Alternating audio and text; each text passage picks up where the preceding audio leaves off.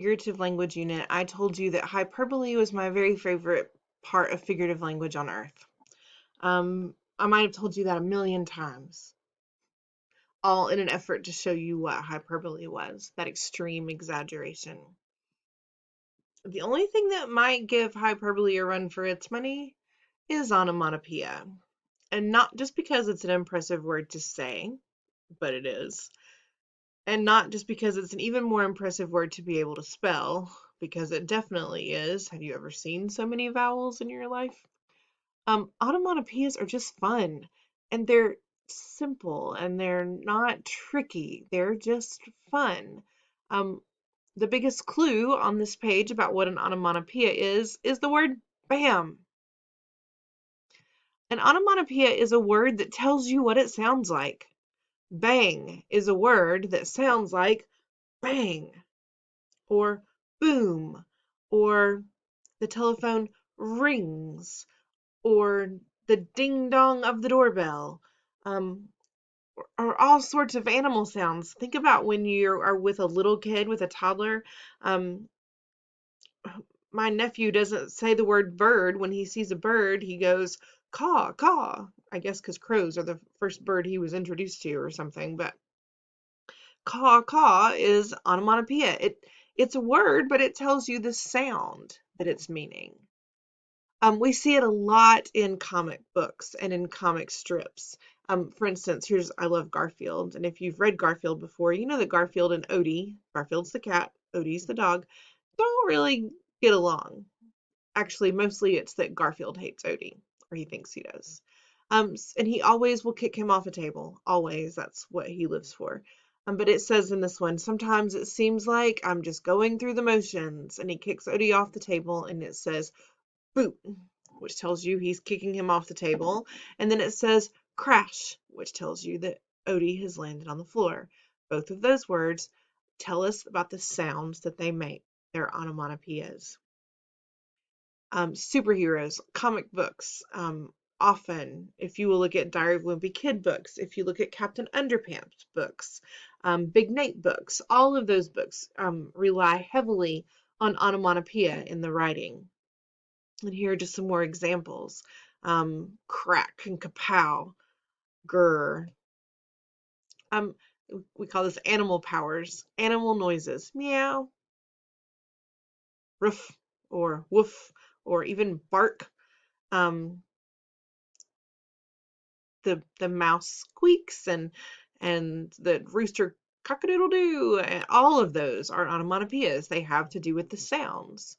The words like sizzle has a lot of those S's in there, and you can kind of hear the bacon sizzle, sizzle, sizzle in the frying pan, right?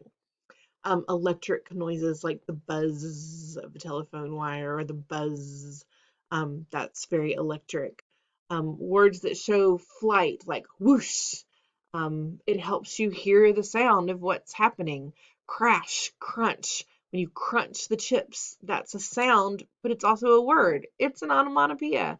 When the car zooms away, it's a word, but it's the sound of the car.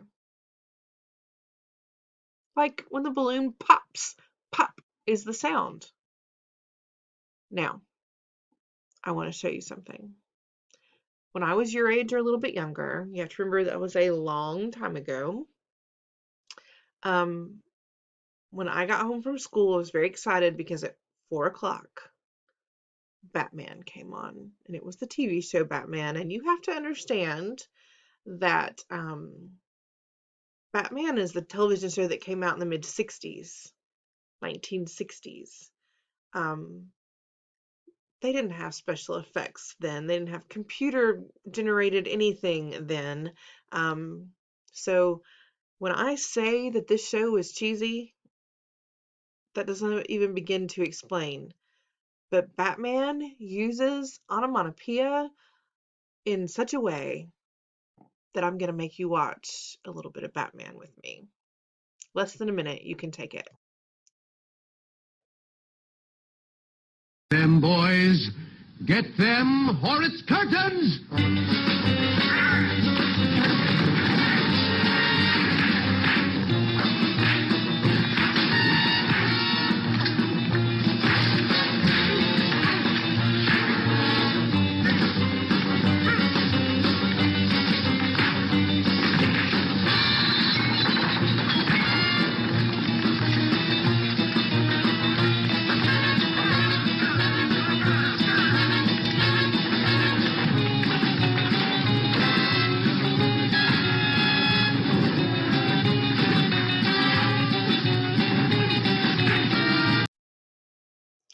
Yeah, that was the show I was excited to watch. Don't you wish you were born when I was born? But did you see all the onomatopoeia in there? I mean, how did you miss them? Look at that bam on the screen. It's huge. But that's onomatopoeia. It's a word that tells you the sound it's making. I love it. I love it.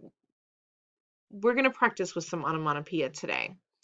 Um, Earlier in the week, I told you about an art project we're going to be doing with idioms. And some of you are going to be doing an art project with onomatopoeias. And while we're talking about them, I just want to let you know what that's going to be like now, so you can kind of get that in your head. Them Oops, boys, sorry, Batman's get very excited them about or it's playing. curtains! Here we go. So this word, this onomatopoeia is drip. Drip. Drip. Can you hear the water coming out of the faucet?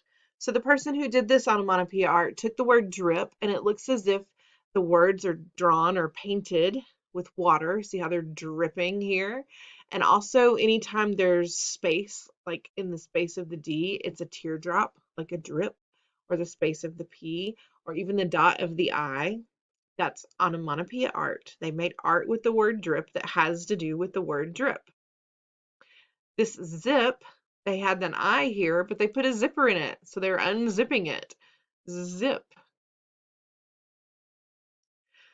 For this roar, they took the O of the roar and made it into a bear's mouth for the roar. I love this one. For the fizz, fizz is made out of the bubbles that are coming out of the top of the Coke bottle. Fizz. So I'm going to give you a different onomatopoeia so that you can create some onomatopoeia art. So be thinking about that as we go on. For now, though, I want us to look at the short onomatopoeia activity you're going to do today. For the onomatopoeia practice, y'all, this is an easy 100, so take your time. There's only 9 questions, and I've given you 8 different onomatopoeias to choose from. We have quack, yowl, which is kind of like howl, splat, hiss, splash, purr, hoot, and boom. And you have to figure out which onomatopoeia goes best in the sentence. For example, I am not going to say the cat's quack told me it was happy, because cats don't quack. Okay? Choose the smart onomatopoeia for each sentence. At the very bottom, there's one additional question that says, what are the onomatopoeias in this sentence? And here's your sentence. The doorbell rang and caused the baby to wail and the dog to bark. There are 3 onomatopoeias in this sentence. Choose all 3 of them below. To get all of the credit for this question, you have to correctly choose the 3 onomatopoeias. Okay? I think this should be super simple today, and I'm excited to get through this today and to move on to our figurative language art projects that we're going to end out this unit with before we take a test. So, show me what you know about onomatopoeias. If you have any questions, please send me an email and let me know.